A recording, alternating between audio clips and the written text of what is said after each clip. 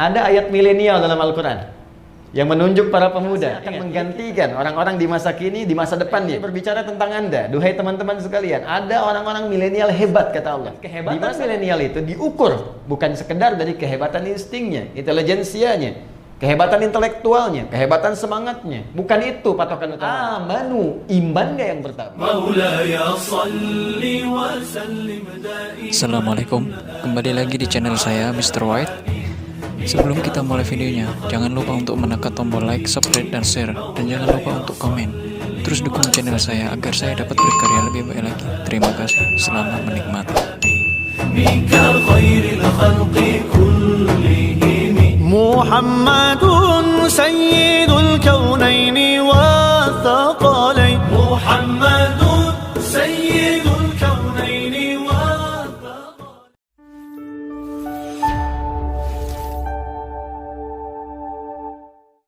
Allah sampaikan, nahnu naqussu 'alaika naba'ahum bil haqq.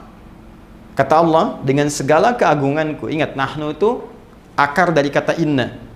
Ya, inna, na-nya asal dari nahnu. Ta'zimun nafsi, ta'zimus sya'ni. Masih ingat pelajaran kita di Aku Suka saat Ramadan? Ta'zimun nafsi menunjukkan keagungan Allah, ta'zimus sya'ni menunjukkan kehebatan, keagungan, kebesaran informasi yang akan disampaikan. Ya, seakan Allah ingin mengatakan, demi keagunganku, demi kehebatanku, aku sampaikan informasi yang sangat berharga, informasi yang sangat bernilai, yang sangat dahsyat, sangat hebat. Nahnu naqussu 'alaika naba'ahum bil haqq. Kami kisahkan kisah para pemuda yang hebat itu, kan? Dengan sesungguhnya.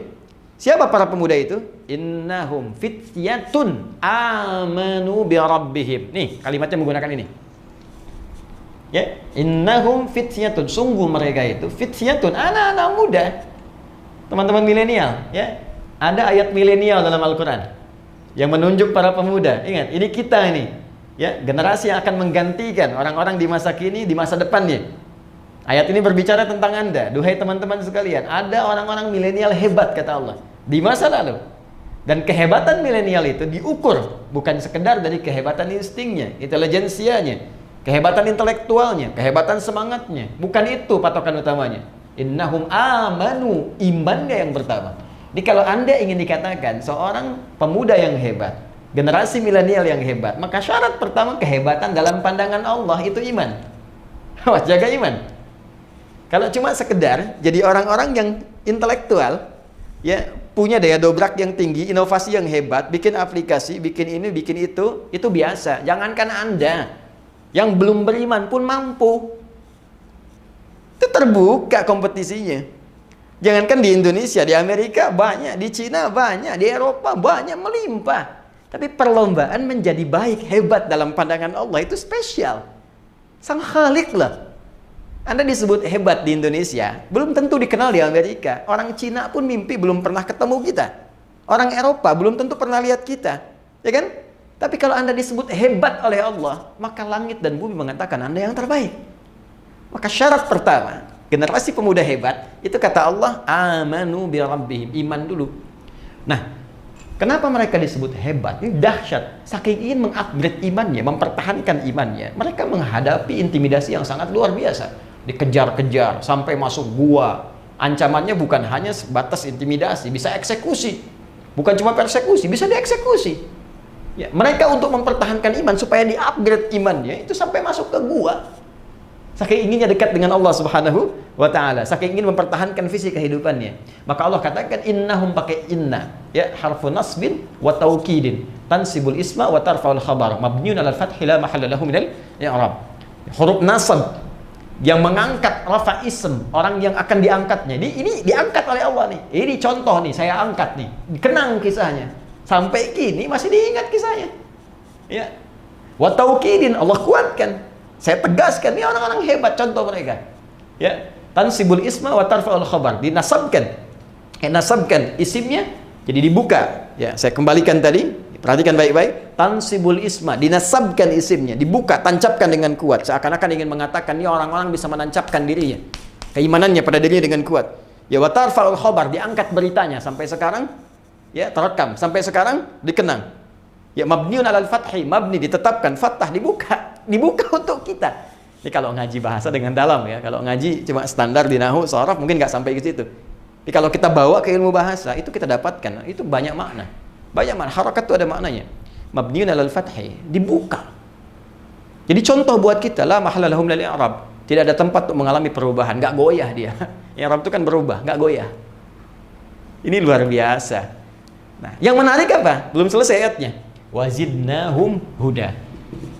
Ketika mereka mampu mengupdate imannya, mau naik ke level yang ini, sehingga merasakan kenikmatan iman, apa yang terjadi? Kami tambahkan hudan. Tuh. Jadi syarat pertama, untuk menjadi orang takwa, itu beriman, upgrade iman kita, maka hudan akan turun. Hudan lil muttaqin. Ketika para pemuda tadi bisa mengangkat upgrade imannya, maka hudan turun. Apa yang terjadi ketika hudan turun? Nikmat kan? Ya, suratal ladzina an'amta alaihim. Kembali ke An-Nisa 69. Ulaika ma'al ladzina an'amallahu alaihim. Maka dapat nikmat dari Allah. Apa nikmatnya? Allahu Akbar, tinggal tidur 309 tahun. Ya, di gua lagi. Ya, Anda tinggal di tempat sempit, ngontrak masih mengeluh. Sederhana, mereka di gua, kasur nggak ada, tempatnya keras, sinar terbatas. Tapi kalau sudah mendapatkan hudan, ya nikmat saja. Ya, matahari putar kanan, putar kiri, cahaya dicukup, nikmat. Bayangkan 309 tahun tidur enak banget. Begitu bangun kayaknya baru kemarin tidur. Coba lihat. Ya, Masya Allah. Ada orang tinggal rumah mewah, tempat tidurnya luar biasa. Setiap 9 menit bangun. Apa kenikmatannya? Anda boleh kaya, tapi belum tentu bahagia. Ya. Anda boleh hebat. Ya, tapi belum tentu mendapatkan nilai-nilai kemuliaan seperti yang digariskan ini. Jadi ini syahidnya, ini contohnya. Nanti kalau sudah ini datang, upgrade dari amanuna yu'minun, muncullah halawatul iman. Maka kalau sudah begini, sudah. Ya, passion apapun nikmat saja. Apapun tinggal pilih. Mau dengan tenaga, mau dengan harta, mau dengan ilmu, mau dengan kedudukan, bebas, semuanya nikmat. Ya, Bilal itu cuma dengan tenaga, Abu Bakar dengan harta bendanya, Ali bin Abi Thalib dengan ilmunya, Amr bin As dengan kedudukannya, semua punya passion masing-masing. Bilal kalau mau jualan, mau dagang, bisa kaya. Sahabat Nabi banyak dikenang, bisa dimuliakan, tawaran banyak sepeninggal Nabi. Tapi kalau memilih jadi muadzin dengan tenaga saja cukup. Kenapa? Karena levelnya sudah kesini, sudah nikmat. Allahu Akbar, Allahu Akbar. Begitu azan, Nabi mengatakan, aku mendengar suara terumpahmu di surga. Aku mendengar suara terumpahmu. Bilal sederhana, baru azan, terumpah saya sudah di surga. Ngapain cari yang lain, dengan azan aja bisa ke surga? Itu Bilal. Cerdas kan? Yang lain cari dengan passionnya masing-masing. Ada yang usaha, ada yang macam-macam. Tapi yang saya ingin katakan, apakah yang kita kerjakan nikmat enggak? Itu aja poinnya. Nih, halawah. Udah ada halawah enggak? Ya? Sudah halawah enggak? Sudah nikmat belum? Pekerjaan kita nikmat enggak sekarang? Hah? Kalau lebih dahsyat lagi, nggak ada beda. Saat sehat nikmat, diuji sakit nikmat, saat ada harta nikmat, kayaknya cukup nikmat gitu. Jadi semua tuh kayaknya terlihat anugerah Allah saja. Kalau sampai situ, wah udah luar biasa. Nah ini biasanya saking nikmatnya nanti hudan ini kalau sudah masuk kepada jiwa orang beriman, naik tingkat ke sini, maka Allah akan rekatkan di hatinya. Rekat. Jadi hudan itu rekat di hati. Kan iman itu saya pernah sampaikan amalan hati kan? Ada rekat. Rekat itu diikat robato namanya. Robato yarbatu. Rabit itu ikatan. Ya. Diikat begini. Di jiwanya. Kalau sudah ikat kan nggak lepas. Yang celaka kan yang belum diikat kan? Ya kan? Yang belum diikat nih. Tadi itu kadang naik turun, kadang ragu, ya, kadang sholat fardu, kadang terlambat, kadang ada yang tinggalkan. Itu masih naik turun. Iman naik, kadang turun, kadang lepas, kadang datang. Tapi kalau diikat, kemana aja ikut. Kalau sudah ikut, jadi pedoman dalam kehidupan. Ini yang hebat. Makanya di ayat selanjutnya, ayat ke-14-nya, warabatna ala qulubihim. Dan kami ikatkan itu dalam jiwa-jiwa mereka. Ini bukti bahwa iman itu amalan hati. Kalau sudah benar imannya di hatinya, maka Allah berikan cahaya pada jiwanya. Dan diikat cahaya ini dalam jiwanya, sehingga kalau sudah diikat, hudan, petunjuk ini menjadi sinar kepada seluruh tubuhnya. Karena itulah ketika dia menjadi sinar, maka semua aktivitasnya dibimbing oleh iman tadi yang sudah dapat cahaya.